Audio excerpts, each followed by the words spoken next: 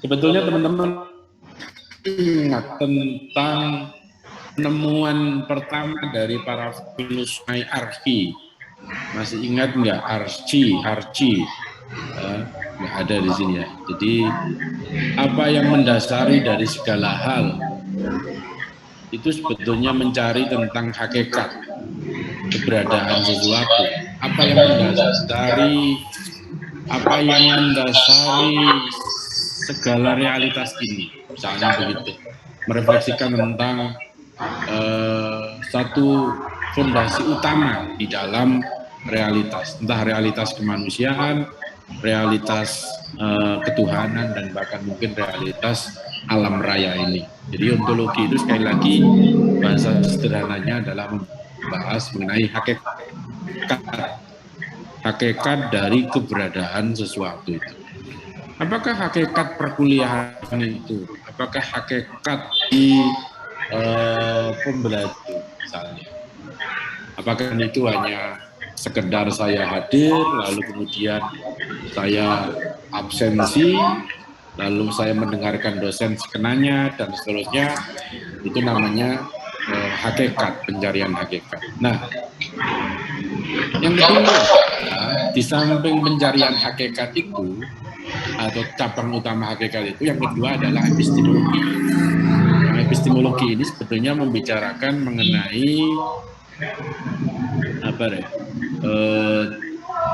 konstruksi pengetahuan, struktur pengetahuan kita. Dari mana kita tahu menggunakan metode apa kita mengetahui sesuatu itu? Valid tidak pengetahuan kita? Nah, itu ruang lingkup pembahasan dari epistemologi. Epistemologi ini sangat penting sebagai fondasi untuk mengetahui. Di dalam dunia sekarang kita tahu misalnya ada semacam era post-truth, era pasca kebenaran, di mana informasi sangat berlimpah sekali melalui media sosial.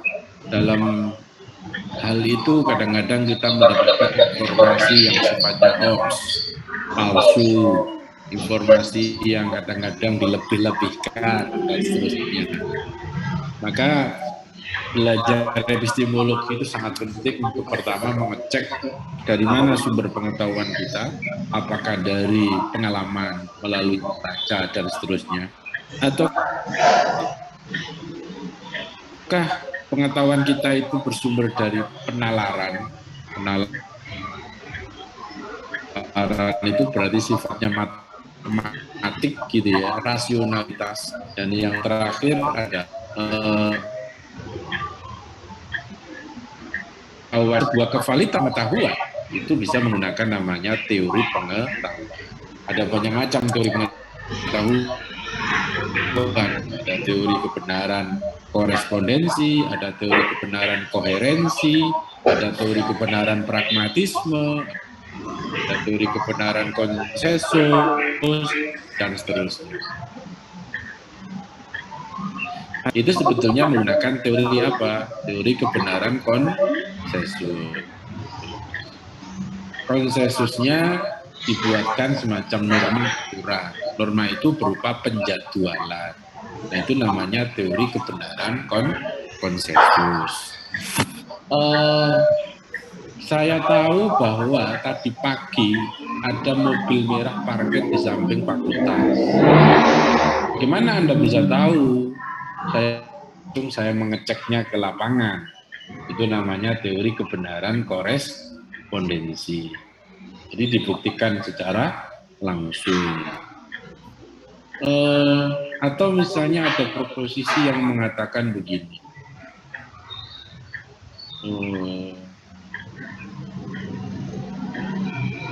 Misalnya tadi pagi saya sedang menyusun tentang buku literasi khutbah Jumat. Jadi saya membuat proposisi begini.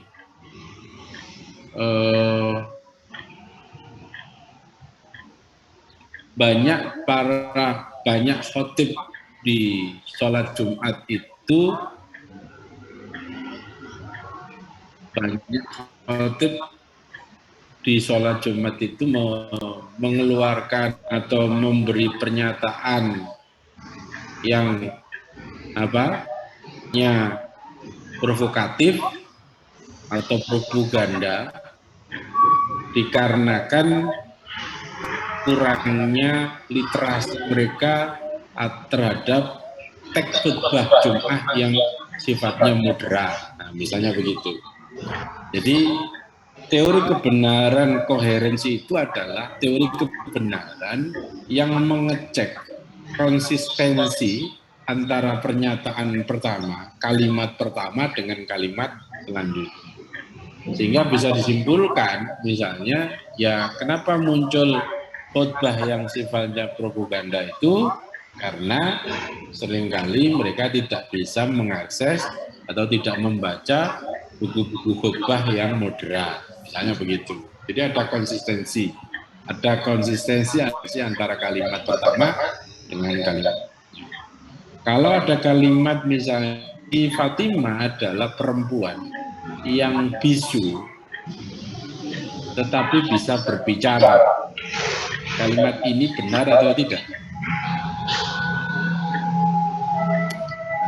Saya kira, kalau ada kalimat Fatimah adalah perempuan yang bisu, tapi bisa berbicara, kalimat ini benar atau tidak? Salah, Pak. Salah, kenapa? Karena dia bisa bicara. Karena tidak konsisten antara kalimat pertama dengan kalimat kedua. Gitu ya.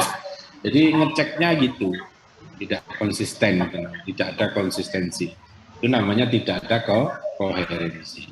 Nah, epistemologi itu bicara itu. Epistemologi itu mengkaji struktur pengetahuan kita. Yang terakhir di dalam ada namanya cabang namanya tentang nilai. Nilai itu apa? Medira. Nilai itu apa, Medira? Menurut saya nilai itu suatu range atau ukuran untuk melihat sesuatu. Standar, gitu ya. Oke. Menurutmu nilai itu material atau imaterial? Tergantung yang diukur. Iya. Baik. Nah, Marsha, nilai itu apa? Iya, Pak. Apa? Nilai itu ukuran. Ukuran, sama dengan tadi siapa itu? Oke, nggak apa-apa. Immanuel, nilai itu apa?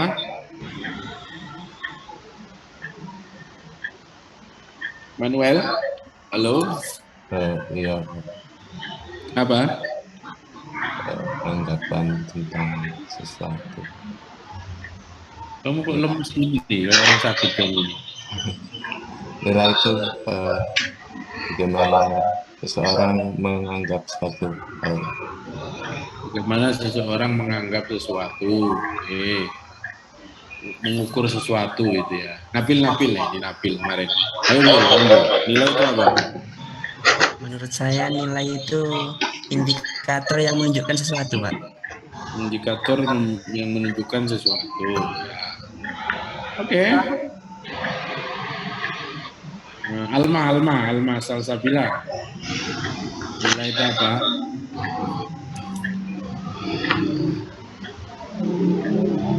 Sesuatu yang memberikan tolak acuan ukur. Dan sama ya, standar berarti. Oke. Baik. Jadi teman-teman, saya melihatnya ya meskipun tidak semua, tentu saja teman-teman melihat nilai itu lebih pada sebagai sebuah ukuran atau timbangan gitu ya, mengukur sesuatu. Ya itu lebih pada akhirnya memang pada akhirnya akan melihat sesuatu itu harus terukur, harus memang bisa diukur gitu ya. Kalau yang nggak bisa diukur itu bukan nilai. Suatu hari si Amira kehabisan uang, lalu kemudian ada temennya si Nabil meminjamkan uang pada si Amira ini. Nggak tahu Nabil siapa. Entah motifnya apa, pokoknya meminjamkan uang gitu ya. Ini si pokoknya dipinjami uang saja untuk kebutuhannya si Amira. Nah, Nabil hanya didorong, pokoknya saya meminjami uang saja. Bahkan kalau dia nggak punya uang, diambil aja. Ada dorongan dari Nabil itu untuk meminjamkan uangnya pada si Amira ini. Dorongannya apa? Dorongan karena dia adalah sahabatnya. Maka muncul namanya nilai persahabatan. Nilai yang sesungguhnya itu tidak bisa diukur dengan materi, kan abstrak seperti itu. Nilai persahabatan, nilai kesetiaan, apakah itu bisa diukur? Apakah bisa distandarisasi? Tentu saja tidak, kan? Ya, tentu saja ada juga nilai yang bisa distandarisasi. Kayak Anda nanti di akhir kuliah ini akan mendapatkan nilai dengan rentang sekian, range-nya gitu ya. Itu bisa diukur. Tapi yang seperti tadi tentu saja tidak bisa diukur. Suatu hari Anda terburu-buru ke kampus karena kuliah luring, tapi tiba-tiba di jalan Anda mendapatkan seorang perempuan. Nah, ini yang mengetahui itu cowok. Seorang perempuan jatuh di tengah jalan. Anda merasa dilema sebetulnya. Satu sisi Anda harus kuliah, kalau terlambat dosennya marah-marah. Tapi kalau itu nggak ditolong, nanti akan fatal, berakibat fatal. Anda mengalami dilema dalam konteks ini. Tapi ternyata si Anda ini memutuskan, baiklah, saya harus membantunya. Meskipun Anda tidak kenal dengan orang ini. Apakah itu nilai? Ya, itu nilai. Itu adalah nilai kemanusiaan. Nilai kemanusiaan itu bisa saja muncul, didorong, meskipun Anda tidak mengenal dia, tanpa melihat status dan seterusnya. Artinya bahwa nilai kemanusiaan itu tidak bisa ditakar, tidak bisa diukur. Pokoknya saya terdorong membantunya. Meskipun konsekuensinya, kuliah saya terlambat. Saya begitu. Nah, ini adalah nilai sama. Jadi, katakanlah nilai yang memang bisa diukur, ada yang memang tidak bisa dinilai dengan apapun. Diukur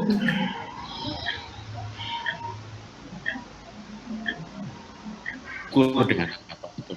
Sehingga ada juga yang mendefinisikan kualitas yang melekat pada sesuatu. Jadi kualitasnya. Anda terdorong membantu dia yang terjatuh, kualitas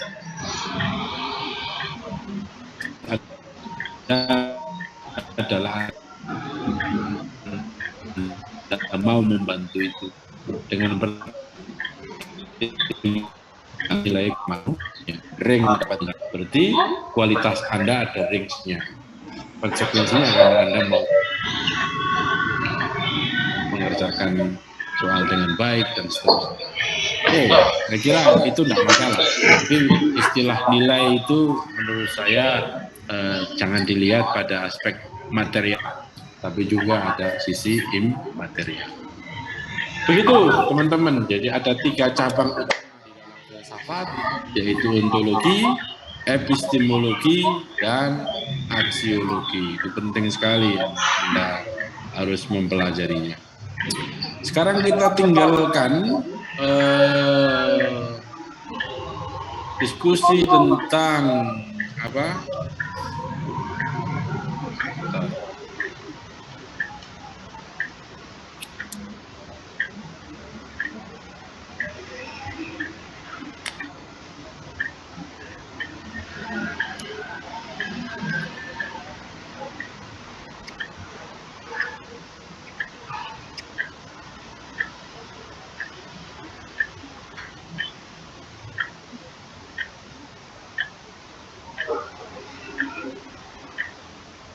diskusi tentang filsafat. Saya ADS ini. Oke, sebentar.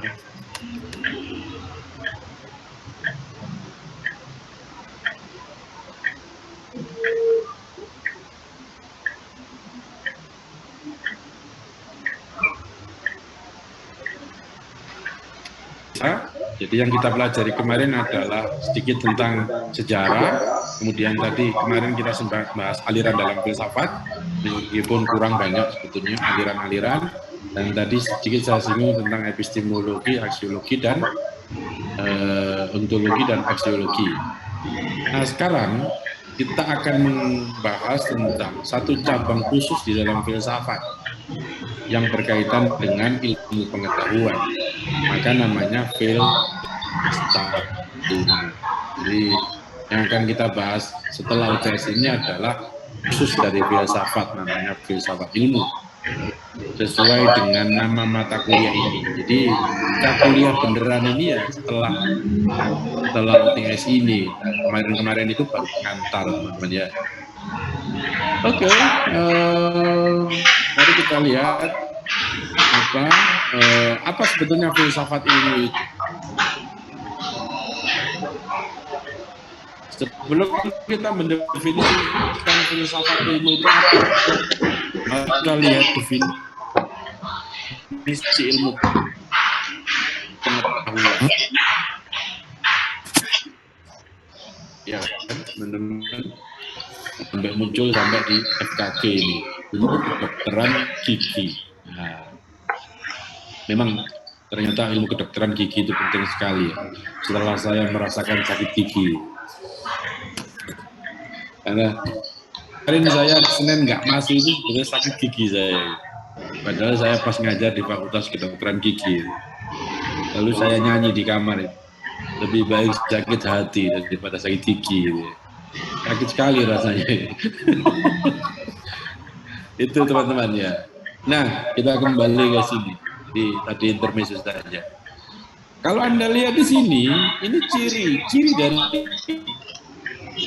yang disebut dengan pengetahuan. Saya tanya saja. Nelani, open mic. Apa bedanya ilmu dengan pengetahuan? Ilmu itu terlalu universal, kalau pengetahuan sudah khusus gitu, Pak. Bagus. Nugra.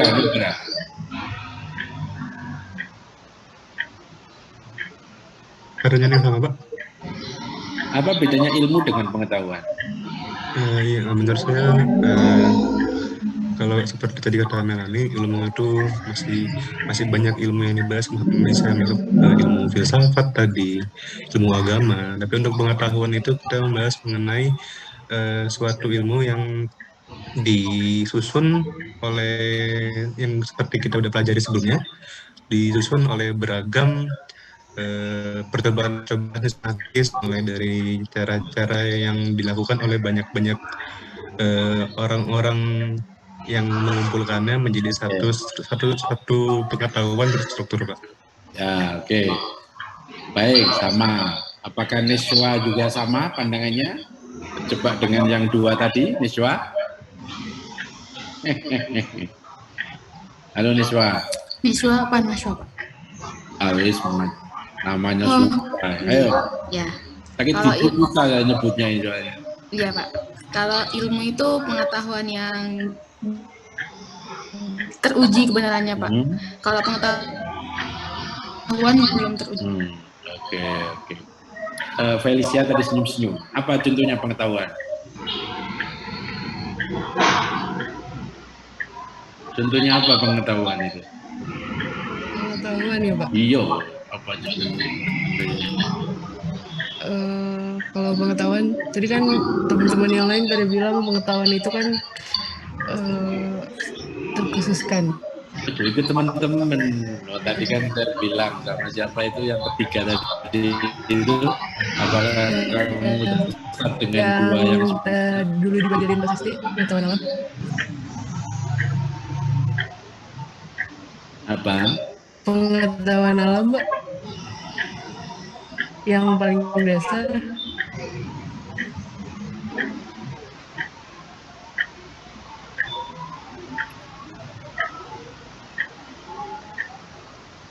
Oke, karena hilang. Apa saya? Bapak tadi agak ngelag ya, Pak? Oh iya, jaringan saya. Iya. Diulang.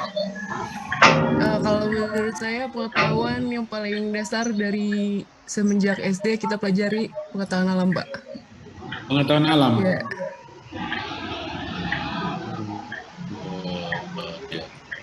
Baik, teman-teman ya.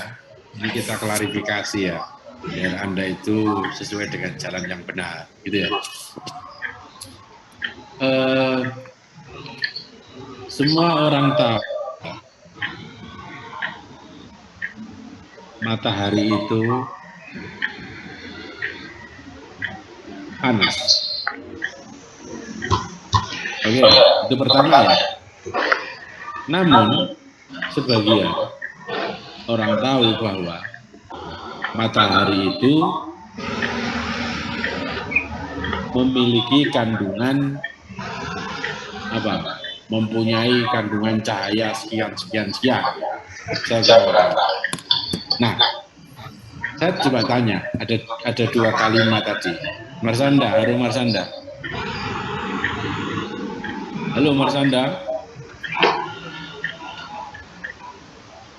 Halo. Ini ditinggal ini. Iya, halo. Mana yang pengetahuan, mana yang ilmu dari dua kalimat tadi?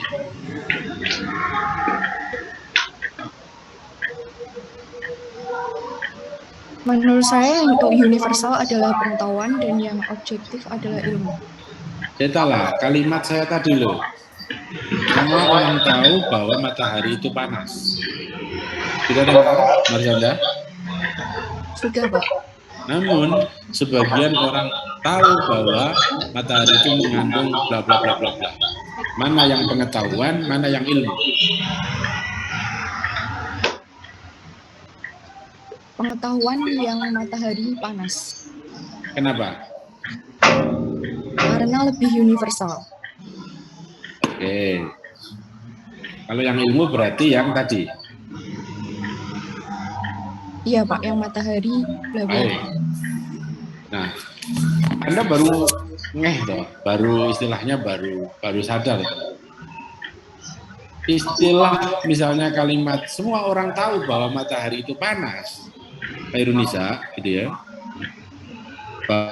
Tahu, ibu juga tahu, mbah juga tahu, kakek juga tahu, semua tahu bahwa matahari itu panas.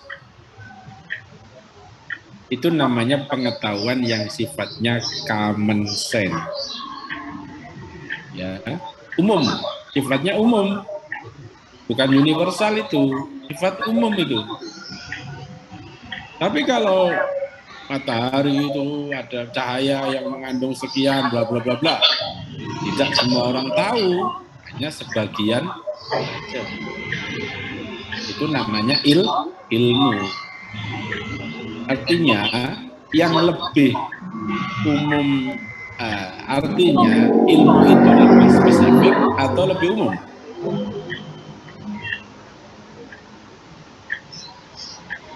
Teman-teman? Spesifik, Pak. Yang lebih spesifik, Bapak. Spesifik. Karena proses eksperimen, karena melalui proses ujian, trial and error, dan seterusnya. Nah, secara spesifik ilmu pengetahuan itu ini, dia mempunyai metode, bener enggak? Iya. Kalau nggak punya metode, ya nggak disebut dengan ilmu dong. Lalu apa? Ya hanya pengetahuan biasa. Kayak tadi, matahari itu panas. Hanya pengetahuan biasa, common sense itu. Nah, kalau disebut ilmu, ya punya metode dia. Nah, tanya lagi ini, yang suka ilmu-ilmu pelet ini, kayaknya Kristi ini kayaknya. Kristi, Iya, Pak. kamu dari mana aslinya? Saya aslinya Kalimantan Tengah, Pak. Dari Kalimantan. Di sana itu bukan suku Dayak kan? Saya suku Dayak, Pak. Oke, baik. Mantul ini, sip ini. Di Dayak itu ada nggak satu ilmu tradisional itu yang diyakini oleh masyarakat sana? Ada? Pastinya ada, Pak. Kamu nggak tahu? Saya tahu beberapa sih, Pak. Apa namanya? Namanya apa? Halo? Tradisi yang dilaksanakan Bukan tradisi. gitu ya, Pak? Bahwa ada ilmu. Oh, ada, Pak. Apa namanya? Kuyang itu salah satu ilmu yang Ilmu gitu, apa Pak. itu? Kuyang. Iya.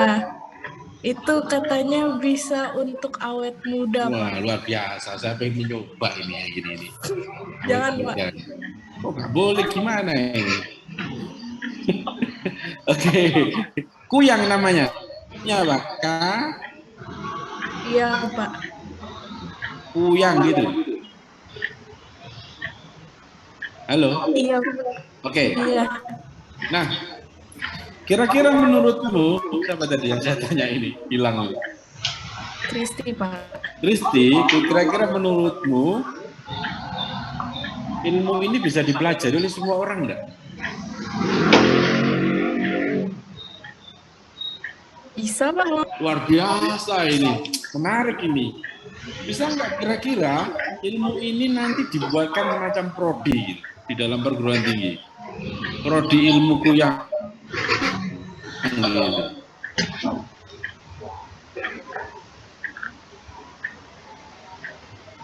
Tanya, halo Kristi, mana Kristi?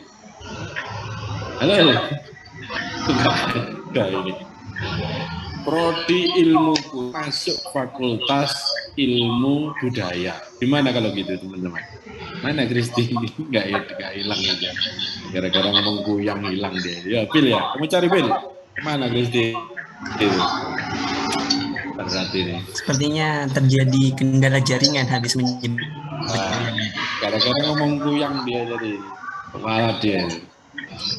Gini maksud saya teman-teman. Saya tadi menarik gitu, siapa sih Kristi tadi? Pak, maaf, jaringan saya kurang stabil, Pak. Kamu di Malang atau di Dayak sana kamu? Di Malang, Pak. Oh, di Malang. Gimana kalau misalnya ilmu kuyang ini dibuatkan prodi? Bisa enggak? Sepertinya bisa sih, Pak. Loh, biasa. Loh, serius saya ini, serius.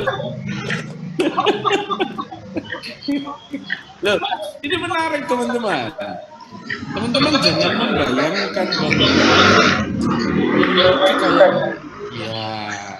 kayak sesuatu yang jatuh dari langit tanpa berproses gitu ya. Ilmu prosesnya panjang teman-teman. Munculnya ilmu kedokteran ini juga begitu. Saya kira lahir dari ilmu kedokteran. Ilmu kedokteran juga lahir dari filsafat manusia. Iya kan? Baca Ibnu Sina kamu ini. Kamu jangan sosok jadi kedokteran lalu nggak baca filsafat itu ya. Pasti lahir dari filsafat manusia. Khususnya yang bicara tentang tubuh manusia itu ada di dalam filsafat manusia itu. Nah, harusnya sih menurut saya teman-teman kedokteran ini, kalau saya pribadi lebih cocok ngomong tentang filsafat manusia sebetulnya sih. Tapi oke lah, ini kan kurikulum ya. Juga bingung, kok ada mata kuliah kenapa filsafat ilmu di kedokteran ini ya. Oke. Gini teman-teman, kalau misalnya si Kristi ini optimis gitu ya, bahwa si kuyang ini nanti bisa dipelajari oleh banyak orang, metodenya clear, tidak diam-diam di dalam ruang gelap, lorong gelap gitu ya. Artinya bisa dipelajari semua orang, bisa ditulis dalam jurnal-jurnal ilmiah dan seterusnya. Ya bisa dia menjadi ilmu memang, bisa. Meskipun awal mulanya dia hanyalah pengetahuan biasa. Paham ya teman-teman ya? Jadi pengilmu itu tidak lepas dari pengetahuan umum. Common sense itu. Hanya memang tantangannya menurut saya, ini si Kristi ini sudah terlanjur menekuni kedokteran gigi, jadi repot ini. Apakah nanti setelah lulus akan mengembangkan ilmu tahu ini? Saya pernah membaca satu penelitian yang dilakukan oleh teman-teman dari Departemen Kesehatan.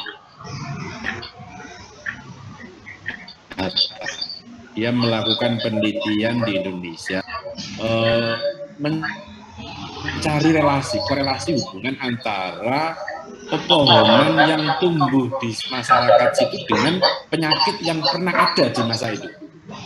Di satu masa itu. Menarik sekali. Penelitian ini lalu menyimpulkan 1-2 hal bahwa ada hubungan antara satu pepohonan yang tumbuh di sekitar masyarakat itu dengan penyakit yang pernah menjadi pandemi di situ. Menarik itu. Saya itu menarik kalau diteliti lebih jauh bahwa masyarakat kita itu mempunyai tradisi sekali bagaimana menyembuhkan dengan hidup berdampingan dengan alam. Ya tentu saja yang tradisional gitu Nabil ya. Tapi paling nggak kemudian ada korelasi yang intens gitu ya, dekat gitu loh antara sebuah penyakit dengan pohon yang ditanam di daerah itu. Banyak sekali. Yang akhirnya kemudian salah satu temuan dari Kementerian Kesehatan ini menyebutkan bahwa akhirnya jamu tidak lagi menjadi common sense, pengetahuan biasa, dia naik kelas. Jamu ini menjadi naik kelas, menjadi pengetahuan ilmiah. Tentu saja karena sudah diuji, diverifikasi, dan seterusnya. Nah, sayang sekali masih belum ada prodi ilmu jamu. Mungkin masuk farmasi ya, tapi kemudian dominan obatnya terlalu dominan. Nah, mungkin ya, saya kurang tahu persis di dunia medis seperti apa. Tapi paling tidak kan bisa diintegrasikan ke farmasi begitu. Kalau seperti itu, racikan tentang obatnya dan seterusnya begitu. Nah, teman-teman, saya kembali ke sini. Ilmu itu ya syarat-syaratnya seperti ini. Dia punya metode, dia objektif, gitu ya. Ya objektif itu ya artinya kemudian hanya betul-betul berdasarkan pada kenyataan yang sifatnya empiris gitu, apa adanya gitu, tidak dibumbu-bumbui dengan unsur-unsur subjektivitas, keyakinan, dogma gitu ya, yang kadang-kadang itu mengganggu objektivitas sebuah penelitian gitu ya. Dan temuan ilmiah itu, teman-teman, temuan ilmiah itu tentu saja harus bersifat universal. Jangan sampai ilmuku yang hanya dikuasai oleh orang Dayak saja. Artinya orang Eropa, orang Cina dan seterusnya harusnya dibuka peluang untuk bisa mempelajari ilmu itu. Gitu. Itu namanya universal, begitu ya. Dan yang terakhir satu lagi yang menurut saya, kenapa ilmu pengetahuan itu berkembang sangat cepat? Bahkan sampai sekarang sampai ke teknologi digital, teknologi informasi, bukan hanya 4.0 tapi 5.0 sekarang ini. Kenapa? Faktornya apa? Dalam ilmu pengetahuan itu sifatnya tentatif, sementara. Kenapa sementara? Karena para ilmuwannya,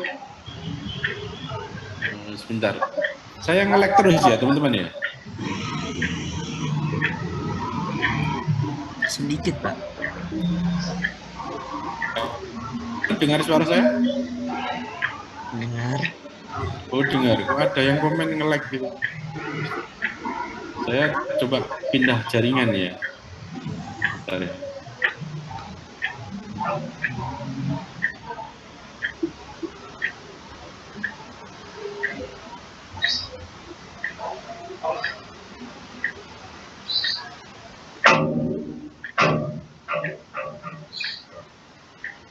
Ilmu pengetahuan adalah tentatif. Ya, tentatif itu. Tentatif ini penting untuk melihat bahwa kesempurnaan di dalam ilmu pengetahuan itu tidak ada. Kesempurnaan di dalam teori ilmiah itu tidak ada. Semuanya sifatnya tentatif. Jadi temuan hari ini itu sangat mungkin dikoreksi di masa yang akan datang. Begitu seterusnya. Ilmu pengetahuan itu ya berkembang maju ya karena sisi tentatifnya ini gitu. Oke, kalau kemudian tadi sempat saya singgung tentang, saya tanya kepada teman-teman, ada nggak misalnya budaya, tradisi begitu yang banyak di masyarakat kita? Ada, sangat banyak sekali tradisi-tradisi lokal dan seterusnya. Nah, seringkali pengetahuan yang seperti itu, katakanlah misalnya tradisi lokal yang kemudian belum menjadi pengetahuan ilmiah itu ya menurut saya kayak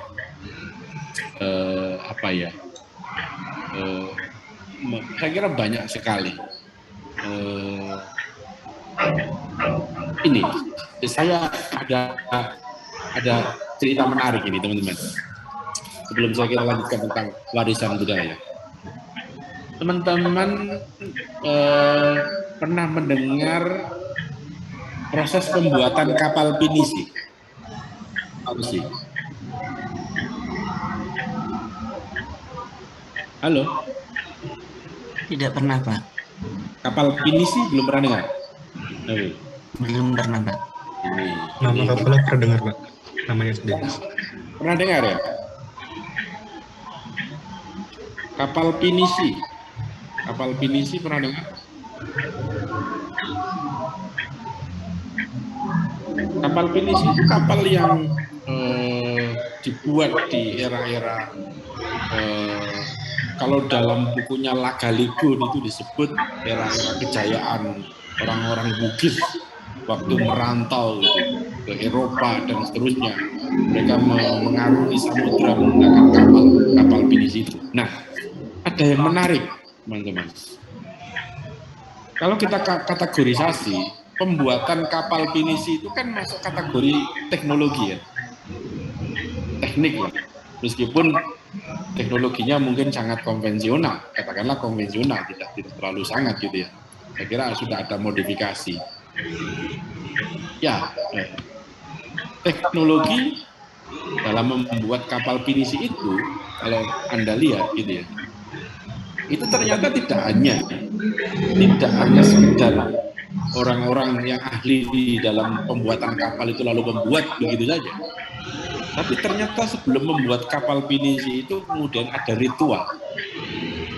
Ada ritual yang mengiringinya dengan tentu saja dengan cara-cara tertentu agar kemudian dia berharap bahwa kapal yang akan dibuat ini menjadi kapal yang tangguh, baik, berkualitas, dan bisa berlayar ke samudra sana. Coba teman-teman, saya ingin tanya, ini perbandingan saja, biar teman-teman terbuka, gitu ya. Sangat penting sekali wawasan kita untuk membuka. Bagaimana kita membandingkan perkembangan ilmu modern dengan ilmu yang pernah ada di Nusantara ini. Pembuatan kapal modern, katakanlah yang paling terkenal itu dalam film itu Titanic, misalnya begitu. Kapal Titanic atau kapal pesiar yang lain, kira-kira pakai nggak diiringi oleh ritual itu? Tidak pakai, Bapak. Tidak kan? Mereka beralasan bahwa yang seperti itu adalah hal yang tidak objektif. Iya kan? Iya, benar, Pak. Itu hal yang sifatnya keyakinan, sifatnya dogma, tidak perlu mengiringi pembuatan kapal ini. Kapal ini ansih dibuat dengan teknik sekian, dengan arsitek seperti ini, macam-macam. Tidak ada itu kaitannya dengan itu. Artinya bahwa teman-teman, kalau Anda cek, ini saya serius. Berarti kemarin nggak serius, Pak? Nggak terlalu, ini saya serius. Artinya, ilmu pengetahuan modern, teknologi modern, sebetulnya memisahkan antara pengetahuan ilmiah objektif tadi itu dengan pengetahuan yang sifatnya subjektif. Benar nggak? Secara nggak langsung dia memisahkan agama.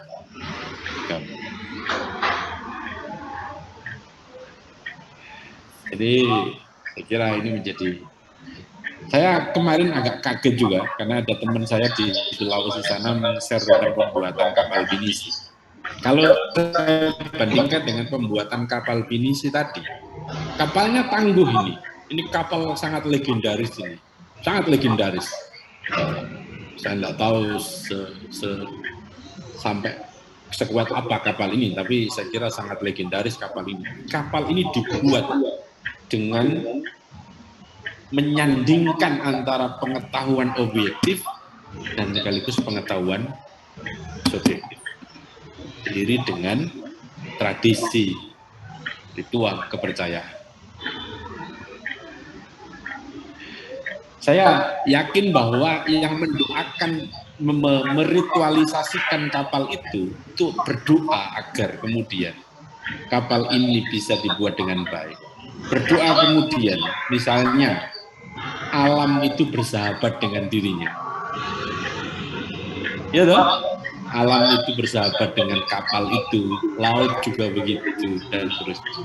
Anda bisa bayangkan bagaimana kemudian dalam tradisi ilmiah kita itu mensinkronkan antara kebenaran objektif dan kebenaran subjektif dan sekaligus menghubungkan itu dengan Tuhan. Coba, saya nggak bisa membayangkan ini, serius ini. Saya sampai tergetar hati saya. Ini kalau penelitian saya yang filsafat ini luar biasa kayak gitu dalam tradisi keindonesiaan ini. Artinya bahwa beda sekali tradisinya. Silakan Nabil. Komentar ya. Itu dong. Yang Bapak bicarakan di Pulau Sulawesi itu ya Pak? Ya, Itu kan terkait kepercayaan masyarakat di sana dengan budaya yang ada. Jadi kalau misalnya mungkin masyarakat di Jawa tidak percaya dan tidak ingin melakukan hal seperti itu, dan mungkin kapalnya juga selamat-selamat juga kan? Bisa jadi loh Pak. Iya, boleh saja seperti itu. Tapi saya kan melihat realitas itu apa adanya. Bahwa kemudian praktek itu tidak hanya di Jawa. Tapi praktek perlombaan perahu misalnya yang ada di Riau. Itu sama, olahraga apa itu, dayung itu loh. Perlombaan, itu juga diiringi dengan ritual seperti itu gitu. Anda, mohon maaf, kalau Anda mengatakan perspektifnya adalah modern, pasti Anda akan mengatakan bahwa, oh ini nggak ada hubungan dengan ini. Itu adalah kacamata modern.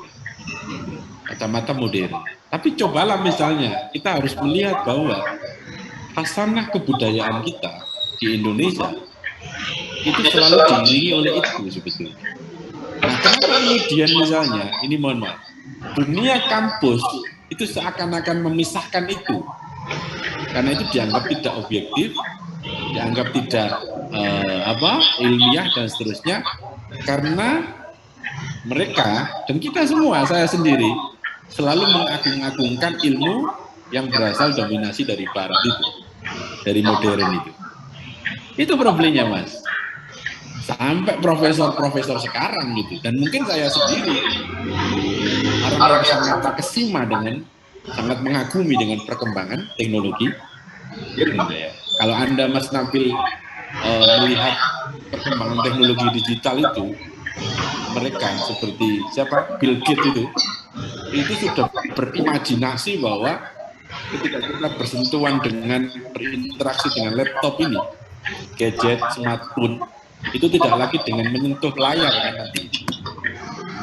Jadi dengan gerak saja, mungkin dengan kode seperti apa akan mengikuti arahan kita. Bayangkan, imajinasinya sampai di sana. Nah, menurut saya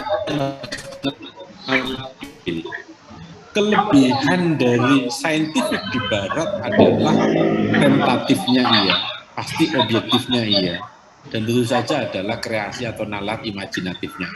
Tetapi kelemahan saintifik di Barat adalah sekali lagi memutus mata rantai dengan kearifan, tradisi, dan entah itu kemudian, saya tidak mengatakan soal syirik atau tidak ya, itu soal lain. Itu kan bisa dimodifikasi dengan keyakinan agama kita masing-masing, bahwa kemudian mereka, orang-orang tua kita dulu itu menyandingkan antara pengetahuan pengetahuan ilmiah teknik dengan pengetahuan tradisi yang sifatnya subjektif. Menurut saya itu luar biasa. Ya. Makanya dalam penjelasan kali ini saya tidak ingin mendikutip ilmiah. Saya coba meramunya.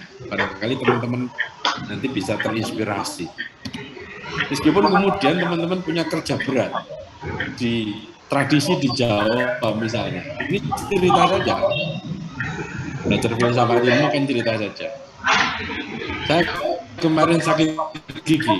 Cara pengobatannya adalah karena nanti kalau Anda sudah menjadi dokter gigi gitu ya, dengan peralatan macam-macam. Tapi kemudian dulu orang tua kita mengobati sakit gigi itu kan pakai apa itu? Pakai jimat itu, ditulis raja itu, lalu ditulis di kertas, dilipat-lipat, kertasnya ditaruh di atas pintu keluar masuk rumah, lalu dipaku kertas itu.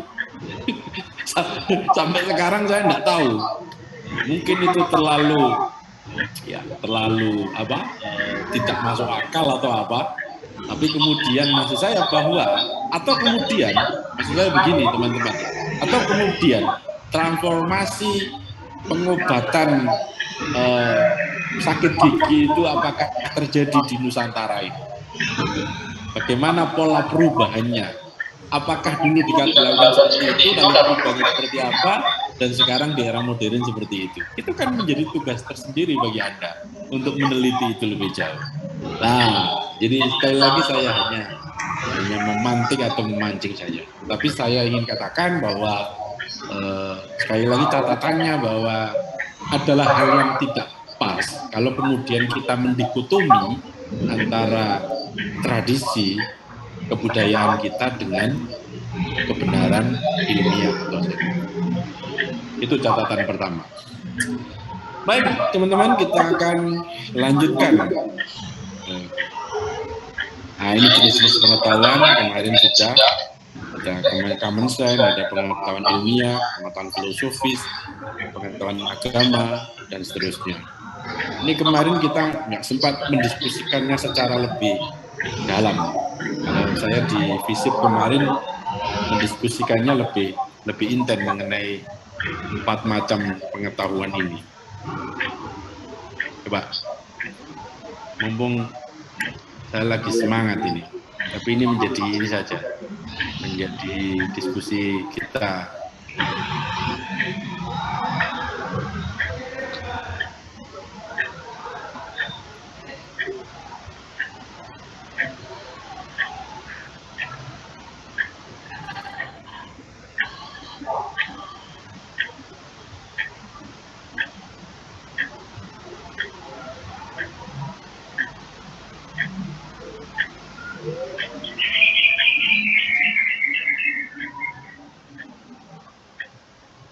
Bahasan saya tadi menjadi bahan renungan kita. Ini kan ini ya, era abad 21 era sains, tapi renungan kita ini, jika semua persoalan manusia sudah diselesaikan oleh sains, apakah filsafat masih relevan? Pasti Nabil dan teman-teman akan menjawab, relevan Pak, karena ini mata kuliah filsafat ini. Dan jawabannya pasti subjektif. Ya, Kristi juga itu kayaknya. Lalu pertanyaan yang mendasar yang kedua adalah, jika tidak ada kematian, apakah agama masih relevan?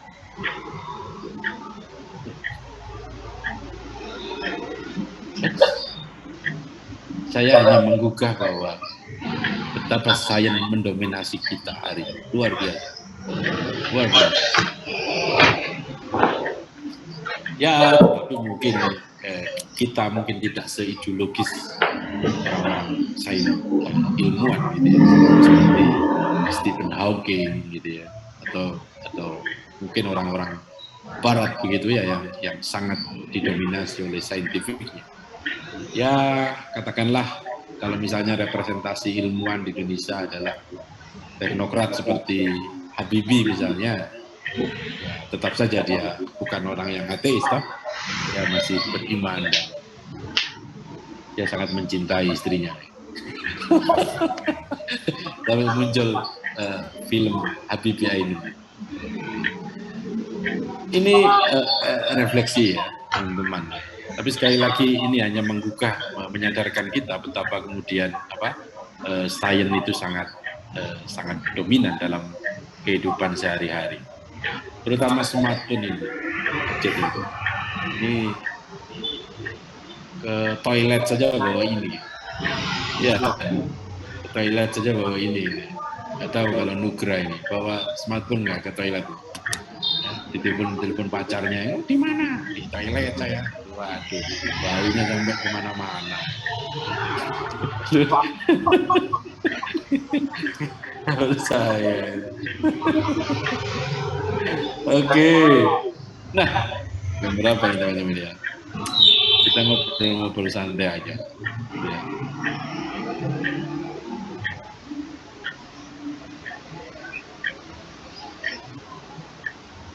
Ada yang bertanya? Silakan, Danika.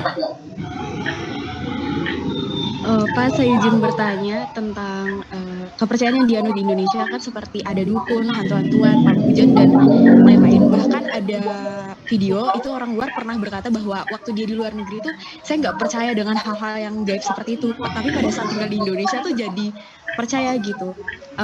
Jadi pertanyaan saya Pak, apakah benar suatu hal yang dipercaya oleh mayoritas akan membentuk suatu kenyataan karena kepercayaan tersebut tuh selalu dipegang oleh mayoritas? Jadi kental seperti itu.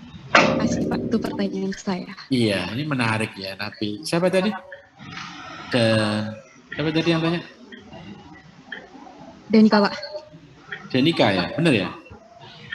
Iya. Mana kamu? Mata saya itu sampai di layar monitor ini.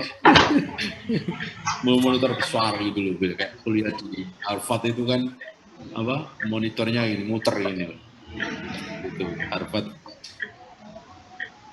UB versi Harvard ya enggak, UB uang banyak akhirnya, buat siapa enggak tahu pilih.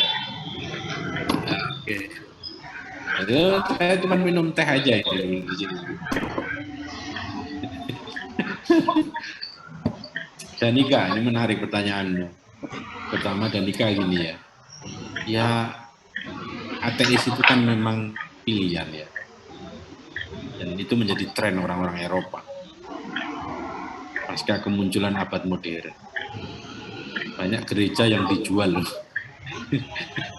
Karena kosong.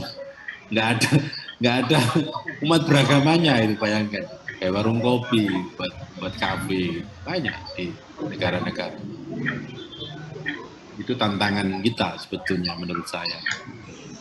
Dan salah satu faktornya ya karena ilmu modern ini yang kemudian kalau Anda membaca tesisnya Agus Comte itu ya, itulah yang sejak awal memang dia memisahkan ilmu dengan filsafat dan sekaligus memisahkan ilmu dari agama. Itu sebetulnya. Tapi kalau teman-teman Muslim ingin menyambungkan antara ilmu dengan agama, tolong pelajari misalnya Ibnu Sina, Al-Farabi, Al-Khawarizmi. Saya kira di tradisi Kristiani juga ada seperti Thomas Aquinas dan seterusnya.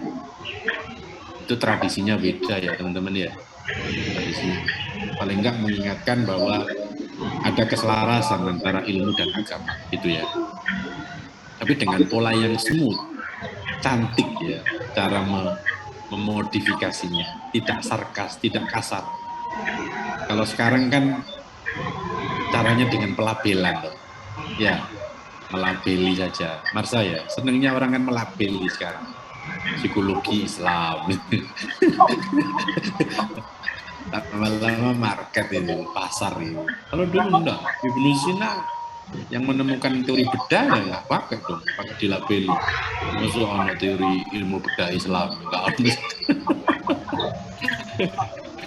Ya, ilmu ya harus universal dong, harus diterima oleh semua. Itu pertama catatan saya ya, Danika ya. Yang kedua, soal konstruksi pengetahuan ya. Konstruksi pengetahuan. Pengetahuan itu tidak bisa dilepaskan dari unsur keyakinan. apapun itu menurut saya. Saya mengetahui tentang apapun misalnya, saya mengetahui tentang ini dan itu nggak bisa dilepaskan dari unsur keyakinan.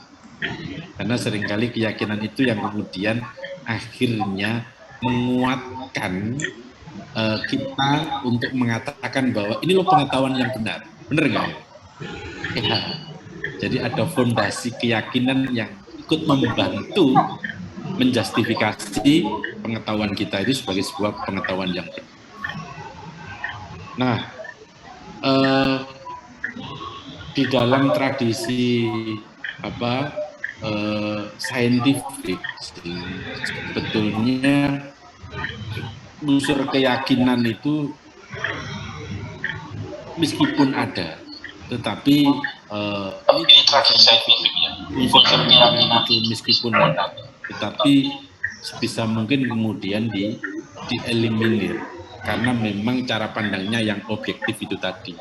Bagaimana sebuah pengetahuan itu kalau misalnya dianggap salah, lalu dikoreksi, lalu memunculkan pengetahuan yang baru dan seterusnya. Gitu. Saya menduga kalau misalnya ada sebuah tradisi atau katakanlah apalah ilmu apalah, kearifan lokal apa yang kemudian dulu memang tidak dipercaya, lalu sekarang kemudian dipercaya oleh mereka yang dulu tidak mempercaya. Saya menduga sebetulnya lebih banyak pada unsur keyakinan itu tadi, yang kemudian benar tadi. Kalau kemudian itu diyakini oleh mayoritas, maka akhirnya muncul mendorong namanya teori konsensus tadi. Nah, teori konsensus itu, teori kebenaran yang diyakini oleh sekelompok orang, mau nggak mau itu dianggap sebagai sebuah kebenaran. Jadi ada legitimasinya. Apakah ia menjadi sebuah pengetahuan? Yes. Sangat mungkin. Tetapi kemudian apakah ia menjadi pengetahuan ilmiah dalam kacamata modern? Nah, itu yang butuh penelaahan lebih jauh. Karena itu prosesnya agak panjang. Begitu.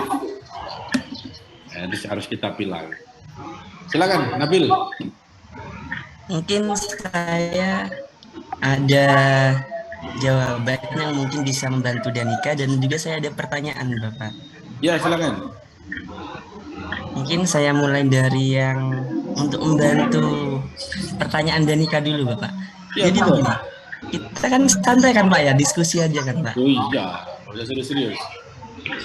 Jadi kan gini, mungkin hal-hal yang tadi disebutkan oleh Danika seperti kuyang dan budaya-budaya yang lain, itu tidak ada sesuatu yang mengakui yang resmi dari hal yang mengandung hukum di Indonesia.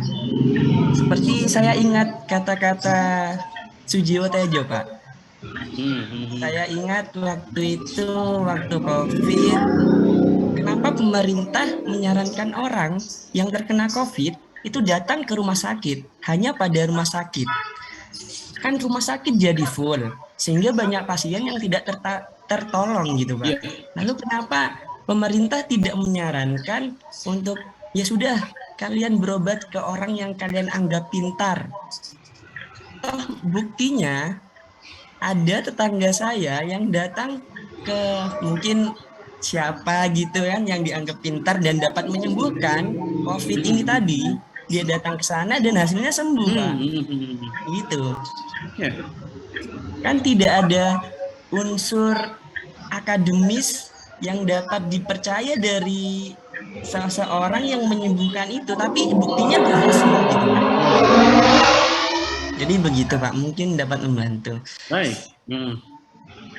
Pertanyaan saya ini agak sensitif sih, Pak, tapi nggak apa-apa, kan kita berdiskusi santai. Iya, santai aja. Jadi ilmu kan terus berkembang nih, Pak.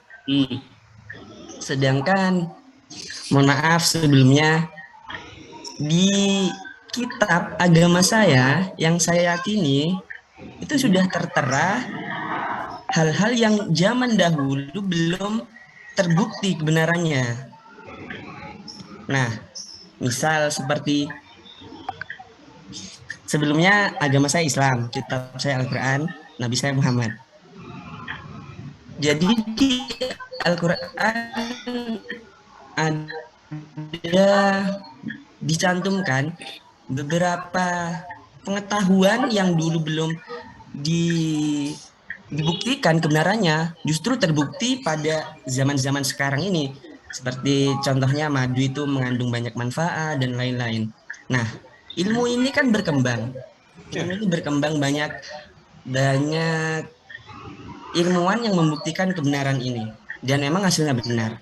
Lalu jika suatu saat, misalnya, ilmuwan ini menemukan hal baru pada salah satu isi di dalam ayat Al-Quran ini yang berisi tidak sesuai seperti yang di Quran katakan, Pak.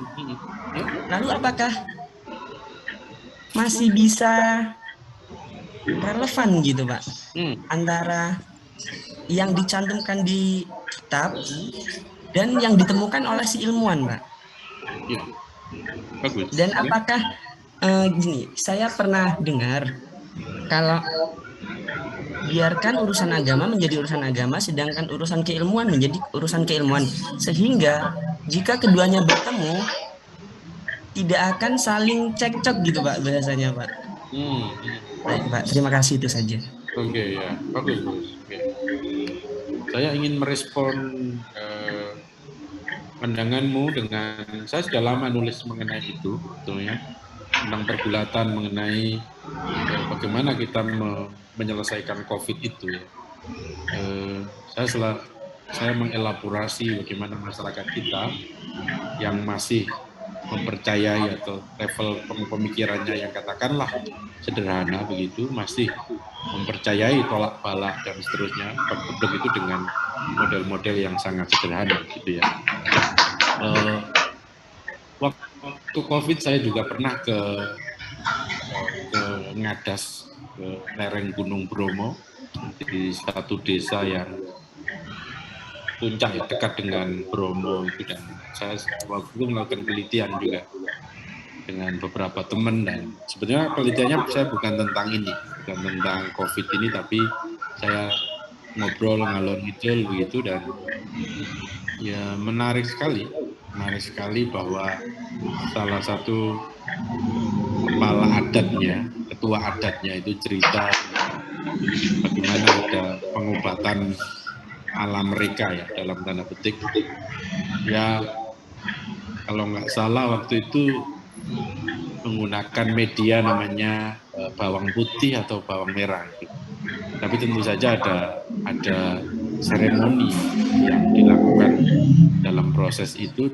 Nah, bawang putih atau merah ini ditaruh di atasnya pintu masuk rumah masing-masing warga semua. Dan lalu dia mengatakan bahwa sampai hari ini, saya ke sana kalau nggak salah akhir tahun 2001 kalau nggak salah. 2001 ya. Dia bilang sampai hari ini di daerah Ngadas itu tidak ada COVID ini. Oke. Itu adalah salah satu jadi Mas Nabil, meskipun pemerintah tidak kenapa pemerintah lebih percaya kepada sains? Ini pertanyaan besarnya. Ya. Kenapa tadi kan Anda menyinggung Sujiwo Tejo, kan? Kenapa pemerintah tidak mencoba membuka ruang? Ada mekanisme lain. Di Malang ada membakar kayu bakar di depan rumahnya untuk mengantisipasi COVID itu. Di Ngadas ada pola seperti itu. Di pesantren mana itu? Entah Blitar atau Tulungagung itu ada gelang janur. Sebetulnya mau beli nggak jadi karena habis katanya itu. Jadi ada pola-pola yang seperti itu. Kalau menggunakan perspektif seperti itu, Mas Nabil, itu namanya menggunakan teori dalam filsafat ilmu namanya anything goes. Apapun bolehlah, pokoknya sembuh gitu. Itu kata Paul Feyerabend itu. Ada juga ilmu filsuf dari Prancis juga mengatakan bahwa pokoknya apapun lah mentok gitu dia, pokoknya sembuh. Gitu. Jadi Anda mau pakai metode saintifik, Anda pakai metode tradisi dan seterusnya, itu adalah pilihan masing-masing orang. Oke.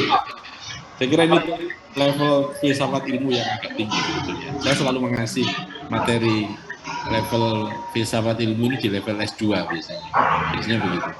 Jadi kalau level S1 biasanya saya pancing untuk pengantar saja. Tapi oke, nggak apa-apa. Saya kira bagus untuk menjadi bahan diskusi. Kemudian Mas Nabil bahwa soal relasi antara ilmu dan agama ini memang seringkali menjadi problematik.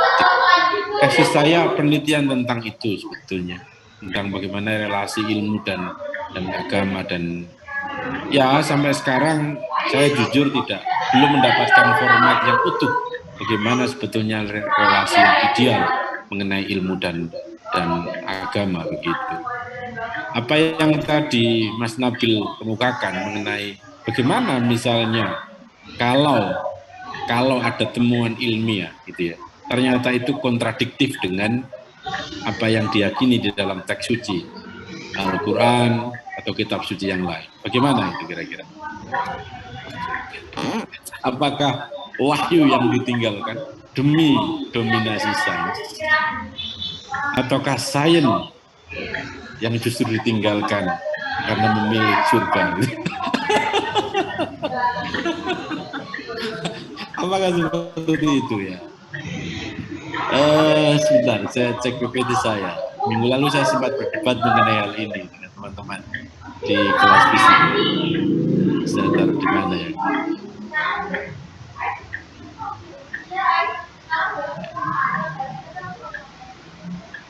Pola-pola hubungan antara ilmu dan agama memang kita kembali sedikit ke gak apa-apa lah, saya kira kita sharing aja.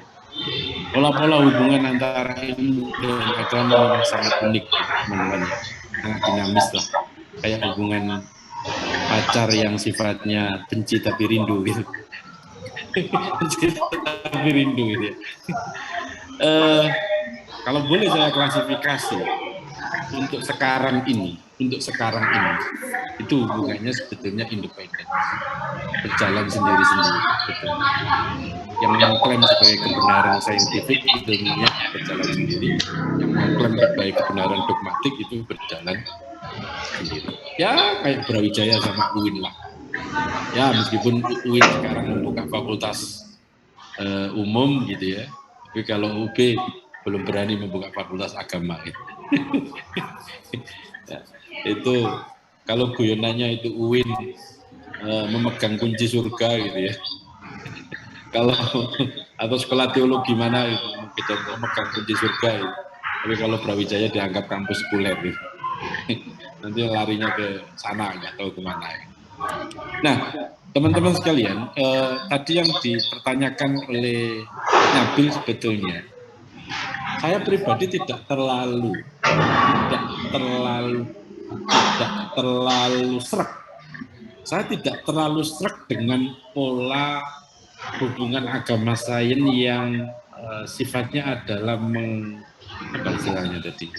dalam bahasa sederhana mungkin saling mengklarifikasi gitu, atau mungkin mencocokkan gitu ya antara temuan saintifik dengan apa yang ada di dalam. Saya kurang cocok sebetulnya. Karena tadi persoalannya, bagaimana kalau ada temuan ilmiah yang nanti justru kontradiksi dengan itu persoalannya. Karena ilmu pengetahuan sifatnya tentatif itu tadi.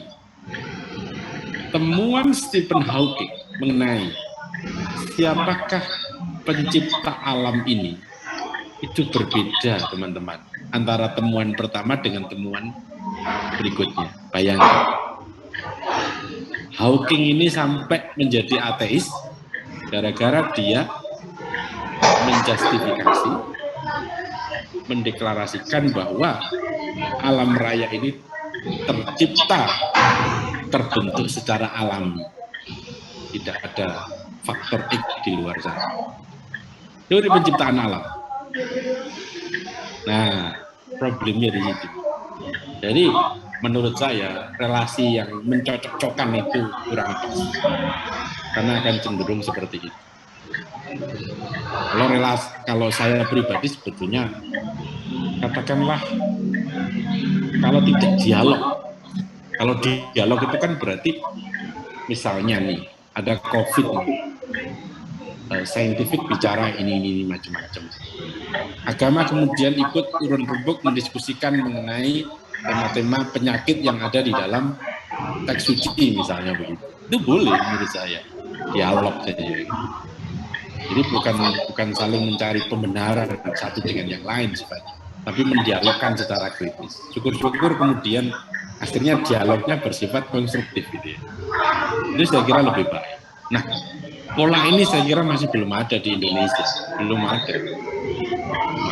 Apakah pernah dilakukan oleh ilmuwan? Ya, mungkin ya. Jadi kita hindari pola itu tadi, Mas Nabil, karena pola yang tadi itu cukup berbahaya. Resikonya adalah yang seperti tadi. Konsekuensinya besar. Itu aja. Ya, tentu saja tema ini panjang sekali dan nanti kita bicarakan di lain waktu. Kita belajar filsafat ilmu pokoknya mengalir saja.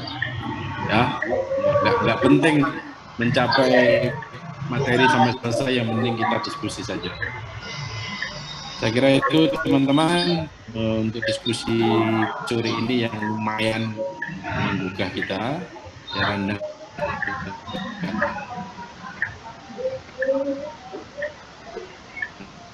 untuk Anda tahu ya. Jadi yang ini apa ada Pak? Nah, sudah nggak ada.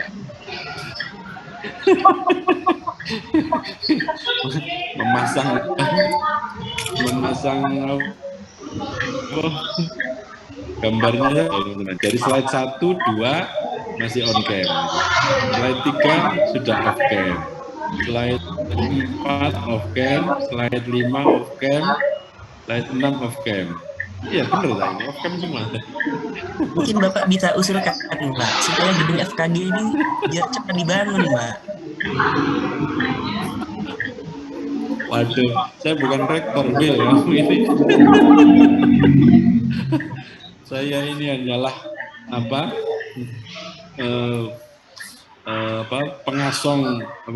pengasong wacana dan ya sekedar mengekspresikan pengetahuan di ruang ini. Saya kira itu ya, teman-teman, sampai ketemu di hari Senin. Mudah-mudahan temanya akan tetap mengalir. Saya coba sih akan saya share beberapa materi yang mungkin nanti bisa Anda baca. Dia punya stok pengetahuan yang nanti bisa kita diskusikan. Terima kasih.